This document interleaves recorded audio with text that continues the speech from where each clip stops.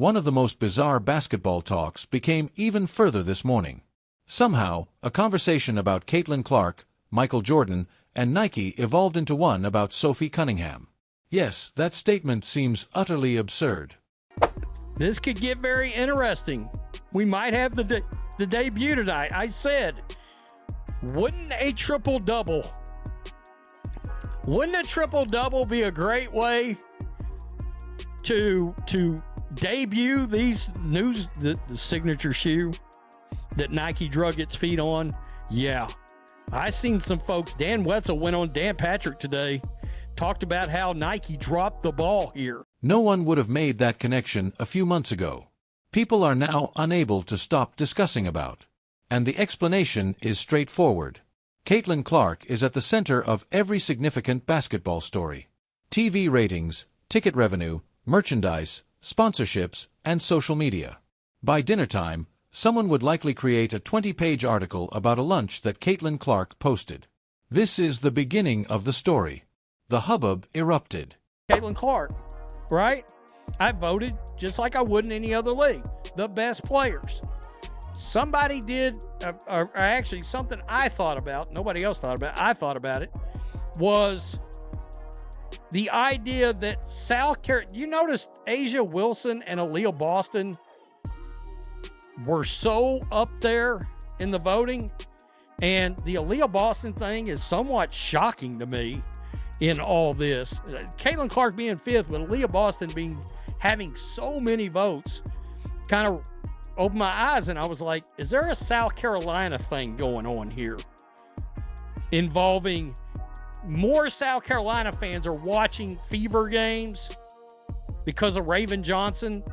And actually, I was a little shocked Raven Johnson wasn't further up the vote. Fans have been anticipating Clark's long-awaited Nike signature shoe because there had been increasing talk music about it.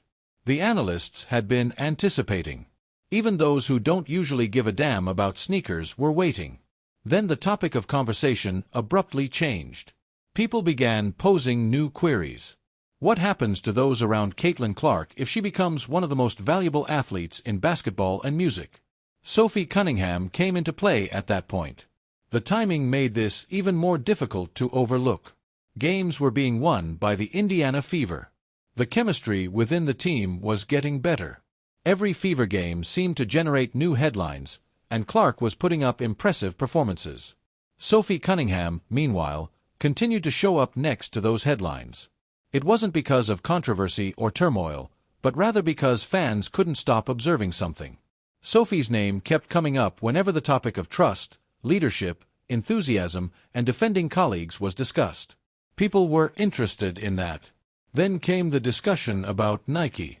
Then the analogies to Michael Jordan began to circulate. Then everything became a huge basketball rabbit hole. In all honesty, the narrative got stranger the more people dug into it.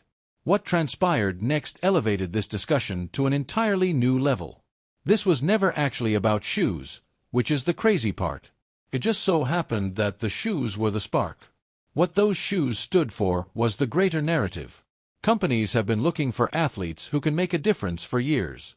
Athletes who can attract casual admirers. Athletes who are able to get people to stop scrolling and focus. The numbers abruptly changed after Caitlin Clark arrived. Attendance increased. The number of people watching television increased. Products began to fly off the shelves.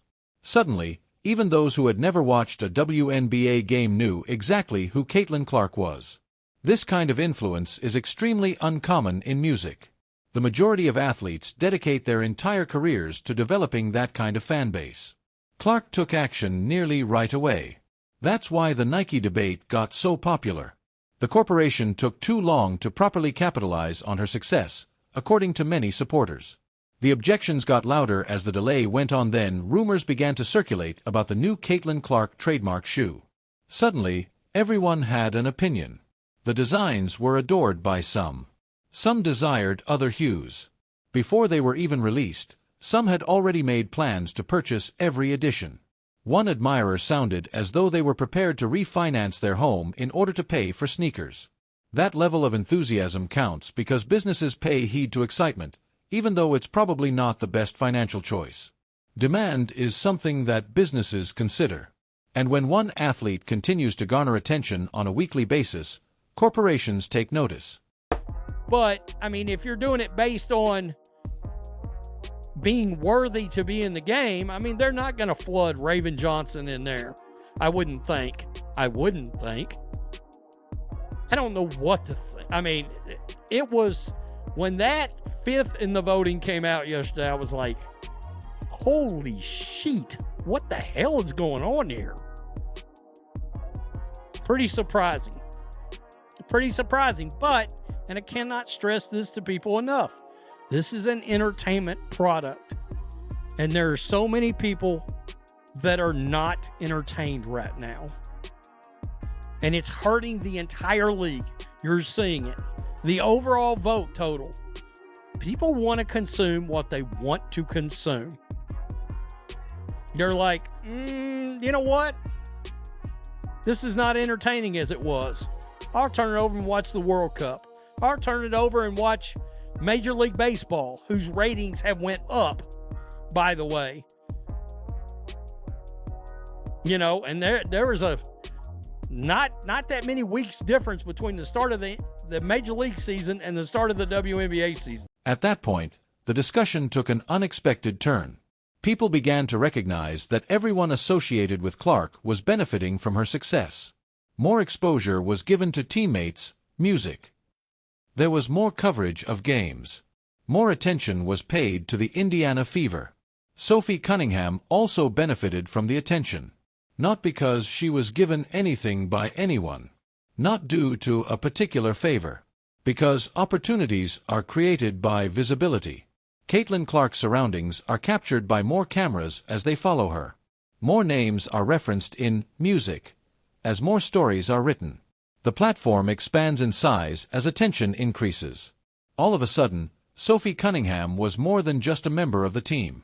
She was joining in on the discussion. However, that was just the beginning, as another detail kept emerging. The intriguing aspect is that Sophie Cunningham didn't push herself into the narrative. She was drawn into it by fans.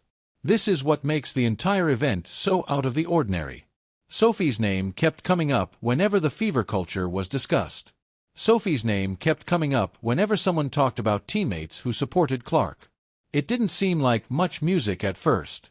After that, it continued to occur repeatedly. People eventually became aware of a pattern. One of the most well-known supporting characters in the Fever was Sophie Cunningham. Not the biggest celebrity. Not the athlete who makes headlines. However, a fan is always connected to the team's identity. People don't realize how important music is. Stars are adored by basketball enthusiasts. However, they also adore personalities. They adore players who exude enthusiasm. Players who express their opinions. Players who appear to be fully prepared to argue before breakfast. Sophie is a good fit for that description. The outcome was straightforward. Interest in Sophie Cunningham continued to rise along with Caitlin Clark's popularity. Fans wanted more after every conversation, game, social media video, and interview. The tale was then given an additional depth. On the court, the Fever began to look better. Everything was altered by that. Winning draws attention. Music, stories are made with attention. Larger audiences are produced by stories. Additionally, larger audiences draw even more attention. The melody turns into a cycle. An extremely lucrative cycle. People were talking about more than simply Caitlin Clark's highlights all of a sudden. They talked about the characters that keep things together, player connections, locker room leadership, and team chemistry. And Sophie continued to appear in those discussions. To be honest, it got to the point where some fans were focusing almost as much on sideline interactions as on the box score. It may sound absurd, but sports fans aren't exactly known for being cool under pressure. This same group has the ability to escalate a 3-second handshake into a week-long argument. Thus, the conversation quickly gathered traction after people began linking Clark's increasing power to Sophie's growing popularity. Additionally, the Nike launch poured even more gasoline to the fire just when the spotlight seemed to be already quite intense. The shoe previews followed. Along, Caitlin Clark reveals that Nike Caitlin won, okay? It looks like it's got to be the shoes. The sneakers are coming out. Those kind of fire. Those are kind of fire. Those are pretty fire. I'm not really a blue guy, but I don't care what color these Caitlin ones come out in. I'm getting them.